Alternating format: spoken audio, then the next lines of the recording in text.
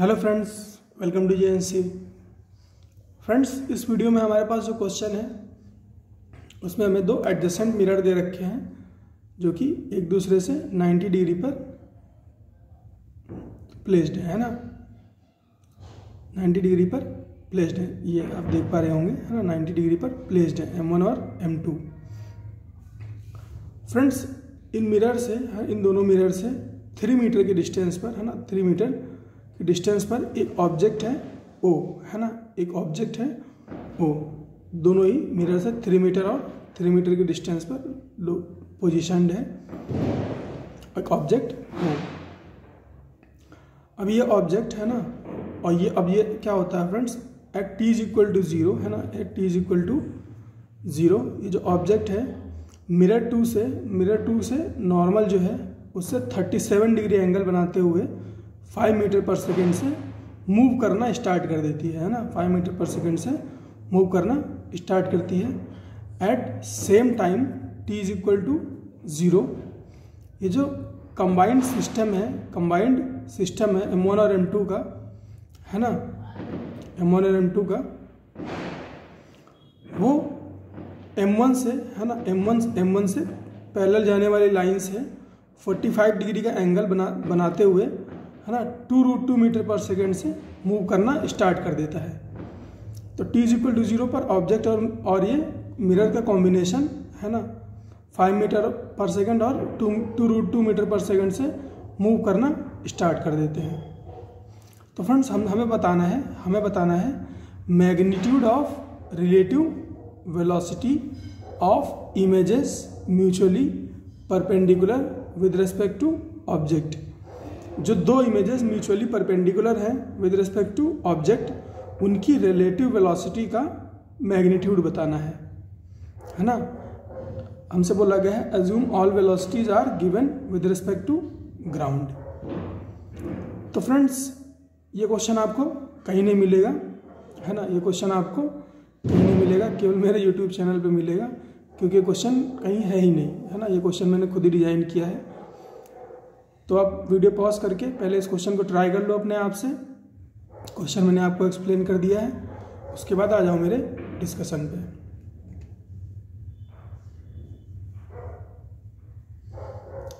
तो I hope आपने इस क्वेश्चन को ट्राई कर लिया होगा फ्रेंड्स।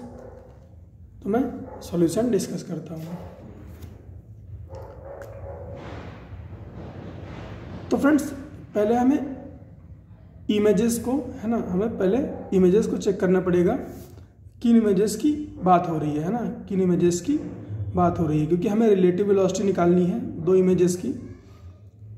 तो फ्रेंड्स, हमें उन इमेजेस की वेलोसिटी निकालनी पड़ेगी पहले है ना। हमें उन इमेजेस की वेलोसिटी निकालनी पड़ेगी, क्योंकि यहाँ पे फ्रेंड्स इस कॉम्बिनेशन को अगर आप जानते होंगे तो यहाँ पर 3 इमेजेस बनती है ना। 3 इमेजेस बनती हैं, एक यहाँ पर बनेगी है ना, एक यहाँ पर बनेगी I1, एक यहाँ पर बनेगी I2 और एक यहाँ पर बनेगी I3 है ना।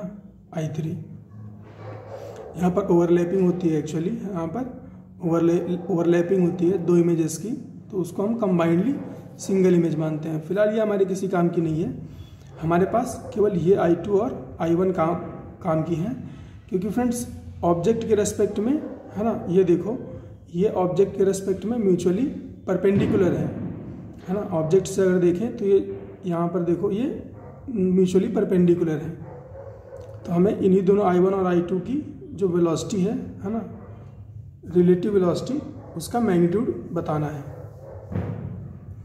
तो फ्रेंड्स, कहीं से भी आप स्टार्ट कर सकते हो, चाहे I2 से स्टार्ट कर लो, चाहे I1 से स्टार्ट कर लो है ना। तो पहले मैं I1 की वेलोसिटी निकालूंगा, फिर I2 की वेलोसिटी निकालूंगा है ना, फिर रिलेटिव वेलोसिटी निकालूंगा और फिर उसका मैग्नीट्यूड ले लूँगा। यही काम हमें करना है। तो फ्रेंड्स, I1 की अगर बात करें है ना, I1 की बात करें तो फ्रेंड्स पहले तो हमें ये जो ऑब्जेक्ट की वेलोसिटी दे रखी है और जो ये मिरर की वेलोसिटी दे रखी है ना, इसको रिजॉल्व करना पड़ेगा है ना, परपेंडिकुलर और पैरेलल में। तो फ्रेंड्स, ये जो वेलोसिटी है ना, जो मिरर सिस्टम की जो वेलोसिटी है 2√2, इसको हम हॉरिजॉन्टल और वर्टिकल में दो कंपोनेंट्स में ले लेंगे तो इसका हॉरिजॉन्टल कंपोनेंट क्या आएगा, अलोंग द एंगल, है ना, along the angle 2√2 cos 45, 2√2 cos 45, cos 45 की वैल्यू होती है 1/√2, है ना, 2√2 इंटू 1/√2 क्या हो जाएगा 2। इसी तरह से वर्टिकल कंपोनेंट क्या आएगा, वर्टिकल कंपोनेंट आएगा 2√2 sin 45, 2√2 sin 45, sin 45 की वैल्यू होती है 1/√2, है ना, 2√2 से मल्टीप्लाई करोगे तो बचेगा 2, तो ये हो गया 2। तो हॉरिजॉन्टल वेलोसिटी क्या है मिरर सिस्टम की 2 मीटर पर सेकेंड और वर्टिकल वेलोसिटी क्या है 2 metre per second. All right, अब ऑब्जेक्ट की वेलोसिटी की बात करते हैं। तो ये 37 पे मूव कर रही है ना, तो इसके दो कंपोनेंट होंगे, एक हॉरिजॉन्टल कंपोनेंट, है ना, एक इसका हॉरिजॉन्टल कंपोनेंट हो जाएगा, इसको 5 cos 37 बोल दिया, और एक वर्टिकल कंपोनेंट हो जाएगा 5 sin 37, है ना, 5 sin 37, तो ये क्या हो जाएगा 5 sin 37।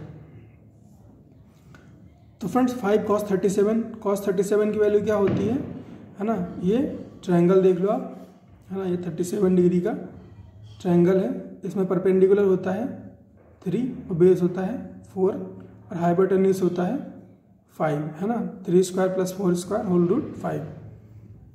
तो यहाँ से cos 37 की वैल्यू निकाल लो, कितनी हो जाएगी, base divide by hypotenuse 4/5, 5 into 4/5 क्या हो जाएगा 4 मीटर पर सेकेंड। इसी तरह से 5 sin 37 की वैल्यू क्या हो जाएगी, परपेंडिकुलर डिवाइड बाई हाइपोटेन्यूज 3/5, तो 5 इंटू 3/5 क्या हो गया 3 मीटर पर सेकेंड, है ना, 3 मीटर पर सेकेंड। तो फ्रेंड्स इस I1 के लिए, है ना, इस I1 के लिए जो VO परपेंडिकुलर है वो क्या है, इस I1 के लिए जो VO परपेंडिकुलर है वो क्या है 3 मीटर पर सेकेंड, है ना, और जो VO पैरेलल है वो क्या है, ये वाली velocity that is 4 metre per second. तो for I1 VO perpendicular is 3 and VO parallel is equal to 4, और जो VM है ना, जो VM परपेंडिकुलर है इस I1 के रेस्पेक्ट में, है ना, क्योंकि यहाँ पर परपेंडिकुलर और हॉरिजॉन्टल दोनों ही वेलोसिटी जो है वो सेम है तो कोई फ़र्क नहीं पड़ता है, फिर भी मैंने मेंशन कर दिया है कि जो VM परपेंडिकुलर है वो क्या है 2 और जो VM पैरेलल है वो क्या है 2। फ्रेंड्स VM पैरेलल की तो हमें वैसे भी ज़रूरत नहीं होती है ना, फिर भी मैंने लिखा, है ना, क्योंकि हमने निकाला है तो लिख दिया। तो अब हम क्या करेंगे, पहले हम परपेंडिकुलर वेलोसिटी निकाल लेंगे इमेज की, फिर पैरेलल वेलोसिटी निकाल लेंगे और फिर वेक्टर सम कर देंगे। तो परपेंडिकुलर वेलोसिटी के लिए हमारे पास क्या फॉर्मूला होता है फ्रेंड्स, परपेंडिकुलर वेलोसिटी के लिए हमारे पास फॉर्मूला होता है VM perpendicular is equal to VO perpendicular plus VI perpendicular divide by 2, है ना, और ये सारी वेक्टर में होती हैं, सारी डायरेक्शन वेक्टर में होती हैं। तो फ्रेंड्स यहाँ पर देखो जो लाइट की डायरेक्शन है वो कैसी है, ऐसी है ना, लाइट की डायरेक्शन, है ना, ऑब्जेक्ट से मिरर की तरफ देखो कुछ इस तरह से है, और जो अब ये जो मिरर मूव कर रहा है, वो भी लाइट की डायरेक्शन में ही मूव कर रहा है। तो ये जो 2 है VM परपेंडिकुलर, इसको पॉजिटिव लिया जाएगा, इसको पॉजिटिव लिया जाएगा। तो VM परपेंडिकुलर की वैल्यू क्या थी 2, इसको हम प्लस में लेंगे, और ऑब्जेक्ट की वेलोसिटी भी जो है वो क्या है लाइट की डायरेक्शन में ही है, तो इसको भी हम प्लस में लेंगे, +3, और ये क्या है VI परपेंडिकुलर डिवाइड बाई 2। अब ये 2 से 2 मल्टीप्लाई हो जाएगा, है ना, ये 2 से 2 मल्टीप्लाई हो जाएगा, तो ये 4 हो जाएगा, फिर इसमें से 3 सब्ट्रैक्ट होगा तो अपने पास रहेगा 4 - 3, है ना, 4 - 3। तो VI परपेंडिकुलर क्या हो जाएगा 1, है ना, VI परपेंडिकुलर क्या हो जाएगा 1। और फ्रेंड्स यहाँ पर हम ऐसे मान के चल रहे हैं कि ये Y एक्सिस है और ये X एक्सिस है ना, फॉर दिस कंप्लीट स्ट्रक्चर, ये Y एक्सिस और ये X एक्सिस। तो फ्रेंड्स ये जो वेलोसिटी आई है VM परपेंडिकुलर, ये किस डायरेक्शन में है, ये Y एक्सिस के अलॉन्ग है ना, पॉजिटिव Y एक्सिस के अलॉन्ग है। तो VI परपेंडिकुलर जो है ना, जो VI परपेंडिकुलर है वो क्या है, वो +1 में है ना, तो उसको हम क्या लिख सकते हैं, 1 J cap. V I perpendicular is equal to 1 J cap. और वी आई पैरेलल क्या है, वी आई पैरेलल क्या है, ये प्लस एक्स एक्सिस में किस स्पीड से जा रहा है, 4 मीटर पर सेकेंड से, है ना, 4 मीटर पर सेकेंड से प्लस एक्स एक्सिस में जा रहा है। तो ये क्या हो जाएगा, V I parallel is equal to V O parallel, है ना। इमेज की जो पैरेलल वेलोसिटी होती है वो ऑब्जेक्ट की पैरेलल वेलोसिटी के बराबर होती है ना। जो इमेज की पैरेलल वेलोसिटी होती है वो ऑब्जेक्ट की पैरेलल वेलोसिटी के बराबर होती है, चाहे मिरर मूव कर रहा हो चाहे मिरर ना मूव कर रहा हो। तो क्योंकि ये 4i कैप है ना ऑब्जेक्ट की पैरेलल वेलोसिटी, तो इमेज की भी पैरेलल वेलोसिटी क्या हो जाएगी, 4i कैप। तो ये हो गया 4i कैप। तो इमेज 1 की जो वेलोसिटी आई है ना, वो वी आई परपेंडिकुलर प्लस, है ना, V I perpendicular plus V I parallel, है ना, ये क्या है, ये है वी आई, है ना, ये है वी आई। तो ये कितना आया, 4i कैप प्लस जे कैप। अब हमें क्या कैलकुलेट करना है, अब हमें कैलकुलेट करना है I2, है ना, I2 की वेलोसिटी। तो I2 के लिए देखो फ्रेंड्स क्या सिचुएशन है, I2 के लिए जो परपेंडिकुलर वेलोसिटी है ऑब्जेक्ट की वो क्या है, 4 मीटर पर सेकेंड। तो VO परपेंडिकुलर क्या हो गया I2 के लिए, 4 मीटर पर सेकेंड, और ये जो वेलोसिटी है ना 3 मीटर पर सेकेंड, ये पैरेलल हो गई। तो VO पैरेलल क्या हो गया, 3, VO पैरेलल क्या हो गया, 3।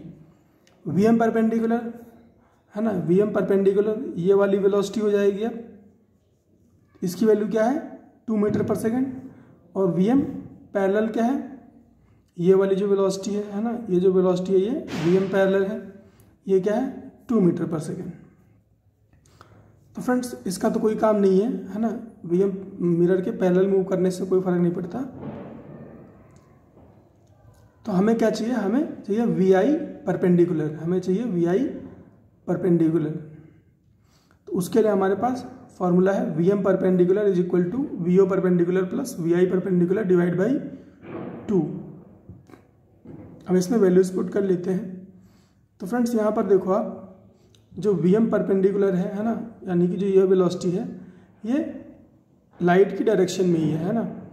इस बार ऑब्जेक्ट की जो ऑब्जेक्ट से निकलने वाली लाइट होगी उसकी डायरेक्शन कैसी होगी, ये होगी, है ना, ये डायरेक्शन होगी, और मिरर भी इसी डायरेक्शन में मूव कर रहा है। तो VM परपेंडिकुलर की जो भी वेलोसिटी है वो प्लस में ली जाएगी। इसी तरह से ऑब्जेक्ट लाइट की डायरेक्शन में मूव कर रहा है ना, इधर की तरफ, तो इसको भी प्लस में लिया जाएगा, plus VI perpendicular divide by 2। अब ये 2 इस +2 से मल्टीप्लाई होगा, 2 × 2 4, और फिर ये 4 इसमें से सब्ट्रैक्ट होगा, तो ये हो जाएगा 4 - 4।